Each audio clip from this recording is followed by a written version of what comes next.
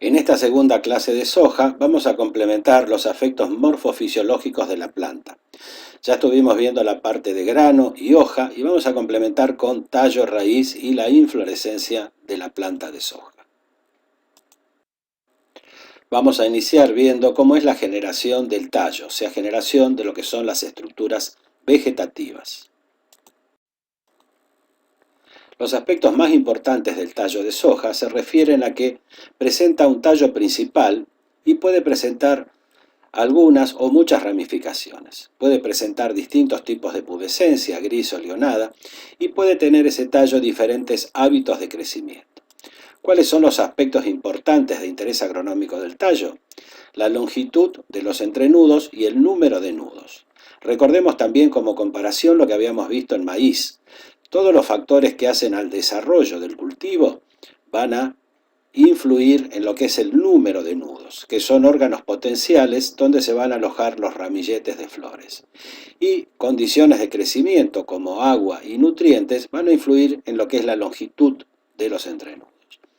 Y otro aspecto muy importante es lo que se denomina despeje. Despeje es la altura desde el suelo hasta la inserción de la primer vaina. Esto va a depender del cultivar fundamentalmente y de la densidad de siembra. La altura de la planta depende del genotipo y del ambiente. Dentro del ambiente podríamos mencionar el ambiente productivo en sí y características de manejo. Como características inherentes a la variedad del genotipo tenemos el ciclo. Normalmente ciclos más largos serán plantas más altas, al igual que hábitos de crecimiento indeterminado normalmente originan plantas de mayor altura. En cuanto al ambiente productivo, que estaría relacionado también con la fecha de siembra donde nosotros ubicamos al cultivo, tenemos condiciones de fotoperíodo, la disponibilidad de agua, las temperaturas y características del suelo. Y como condiciones del ambiente donde uno coloca el cultivo, tendríamos características de manejo como ser fecha de siembra, densidad y lo que es el espaciamiento entre surcos. Como decíamos, una característica muy importante son las ramificaciones. Este número de ramificaciones depende del genotipo y del ambiente. Como característica del ambiente muy importante está la densidad de siembra. Generalmente los ciclos largos son más ramificadores que los cortos, pero también va a jugar un rol muy importante la densidad de siembra. Generalmente con bajas densidades, aquellos cultivares que no son ramificadores pueden hacerlo en forma muy significativa. Un problema muy importante que puede llegar a tener la soja en determinadas condiciones ambientales es el vuelco. Este vuelco de la planta se da cuando el crecimiento es excesivo. Cuando el crecimiento es excesivo, decíamos que se puede producir el vuelco. El problema más grave del vuelco en sí es que desorganiza el aparato foliar.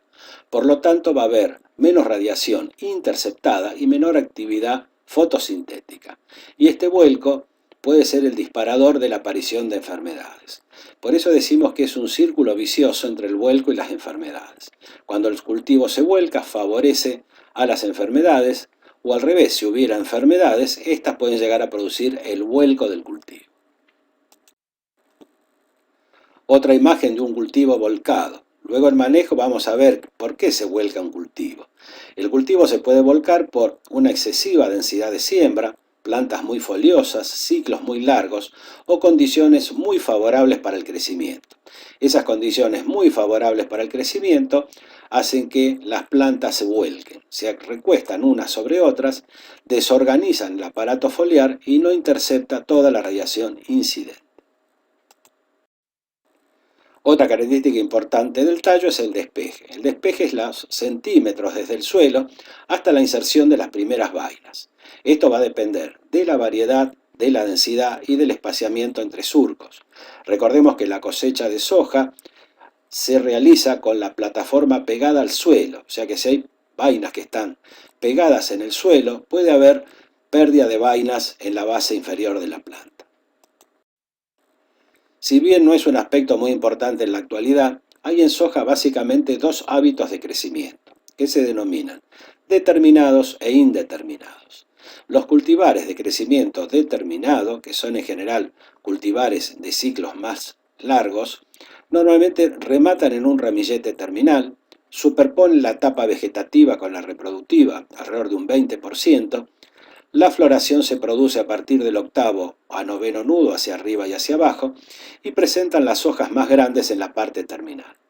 A diferencia del hábito de crecimiento indeterminado, que en general está más relacionado en general a los ciclos más cortos, no rematan en un ramillete terminal. Por ser ciclos más cortos, presenta una mayor superposición entre el crecimiento vegetativo y el reproductivo, alrededor del 40%. La floración empieza más desde la base de la planta y generalmente hacia arriba, y en la parte terminal presentan folíolos más pequeños. Este sería un esquema de los dos hábitos de crecimiento. Generalmente los hábitos de crecimiento determinados, decíamos, florecen más o menos en la parte central de la planta, hacia arriba y hacia abajo, y rematan normalmente en un ramillete. A diferencia de los indeterminados, que florecen más desde abajo hacia arriba, superponen más la etapa vegetativa a la reproductiva y rematan en una hoja, no en ramillete. Para complementar los hábitos de crecimiento que estamos viendo acá en esta foto, podríamos agregar que los hábitos de crecimiento determinado en general ramifican más, porque son variedades de ciclos más largos. Los ciclos más cortos, que superponen más la etapa vegetativa con la reproductiva, generalmente cargan más cantidad de vainas en el eje central de la planta y ramifican menos. Un aspecto muy importante en la actualidad es lo que se denomina síndrome del tallo verde en soja. Este síndrome es una problemática que se ha incrementado en forma notoria en las últimas campañas en nuestro país. Las plantas que quedan con el tallo verde a cosecha presentan la madurez de las vainas, las semillas secas con la coloración normal, pero el problema es que el tallo permanece verde y por lo tanto húmedo. Este disturbio fisiológico se atribuye a un desbalance en la relación fuente-destino, con acumulación de nitrógeno y carbohidratos solubles en los tallos, productos de una deficiente formación de destinos reproductivos y una alteración en la traslocación de asimilados. Estos tallos verdes son muy turgentes y producen serios inconvenientes en la cosecha. Esta sería una imagen de lo que sería a la izquierda una planta con el síndrome del tallo verde. Las vainas y los granos están secos, listos para cosechar, pero el tallo permanece verde, lo que origina innumerables problemas en la cosecha. Una vez que vimos el aparato foliar y vimos tallo y ramificaciones, vamos a ver el último aspecto de la morfología de la planta, que es el sistema radicular. ¿Cuáles son las principales características del sistema radicular de la soja? Presenta una raíz principal y un gran número de raíces secundarias. Estas raíces adventicias salen normalmente de la base del hipocótilo. La característica del sistema radicular de la soja es que tiene un crecimiento inicial rápido y fundamentalmente hasta que empieza el llenado de los granos. Este se completa poco después de R6. Durante el llenado disminuye el crecimiento radical, ya que deriva todos los fotoasimilados hacia los granos. Otra característica del sistema radicular de la soja es que en los primeros 15 días después de la germinación, las raíces son muy superficiales, mucho más profunda en estos 15 días en girasol y valores intermedios presenta en maíz. Cercano a la floración y a la etapa de llenado, la soja presenta una importante profundización de su sistema radicular. Por supuesto, esto va a depender de las características físicas y químicas del suelo, la disponibilidad de agua, lo que sea el manejo y la longitud del ciclo. Cuando hay una alta demanda ambiental, altas temperaturas fundamentalmente, la respuesta del cultivo de soja es dar vuelta a la hoja. Habíamos visto en las gramíneas, como por ejemplo el maíz, y luego veremos en sorgo, que ante una demanda ambiental importante, la respuesta del cultivo es acartucharse. En el caso de la soja, da vuelta a las hojas. En vez de las hojas tienen colores más claros, lo que hace que la planta, el cultivo, transpire menos. Otra imagen de las plantas con lo que puede ocurrir, por ejemplo, en el mes de enero. Puede haber una buena disponibilidad hídrica, pero las temperaturas son excesivamente altas y la planta no da abasto a absorber agua y transpirar. Una característica muy importante del sistema radicular de la soja es que presenta una asociación simbiótica con unos Brady Rhizobium japonicum. Luego vamos a ver este tema más en profundidad, pero por ahora digamos que esos nódulos que estamos viendo en el cuello de la raíz son muy eficientes, ya que presentan un tamaño adecuado, como los de la foto superior hacia la izquierda, y un color rojizo, lo que hace que delate que está fijando activamente el nitrógeno atmosférico. ¿Qué factores afectan esta nodulación, esta asociación simbiótica entre las bacterias y la planta de soja? Primero, el estrés de la planta. Cualquier estrés que presente la planta, como deficiencias de nutrientes, herbicidas o enfermedades, puede reducir la nodulación y su fijación. La acidez del suelo. Prolongadas sequías es muy importante, ya que se combinan muchas veces con altas temperaturas y pueden reducir la población nativa de Brady Rhizobium japonicum. Por supuesto, el exceso de agua, tratamientos de semilla, productos químicos que alteran a estas bacterias y altos niveles de nitrógeno en el suelo. Ya que de haber alta cantidad de nitrógeno en el suelo, la planta prefiere utilizar los nitratos del suelo antes que realizar esta asociación simbiótica con los Rhizobium. En esta diapositiva estamos viendo una buena nodulación en la foto de la derecha. Una buena nodulación se refiere a formación de nódulos en el cuello de la raíz. Esa topófisis delata que esa fijación está siendo muy eficiente y nódulos grandes y rojizos. Vamos a hablar de la floración en soja. Acá estamos viendo que las flores en general pueden ser de color blanquecino, como en este caso, aunque también pueden ser de color violáceo. La etapa reproductiva en soja comienza con la aparición de las flores, que es lo que podemos visualizar. En este momento se generan las estructuras reproductivas, como serán flores y vainas. El color de las flores es simplemente un carácter genético que puede ser de color blanco o púrpura. Luego tenemos, al cuajar estas flores se forman ramilletes desde 2 hasta 35 flores. Y una crítica muy importante ya de las vainas y de los granos es que es una legumbre pubescente de color variable, generalmente presenta 2 o 3 semillas, excepcionalmente 1 o 4, y puede ser dehiscente a la madurez, quiere decir que pueden llegar a caer los granos desde estas vainas. En todos los cultivos que vamos a ver, el período crítico ronda alrededor de la floración. Ya vimos maíz y trigo, que alrededor de 10-15 días antes, 10-15 días después es el período crítico. En el caso de la soja, la floración no es crítica.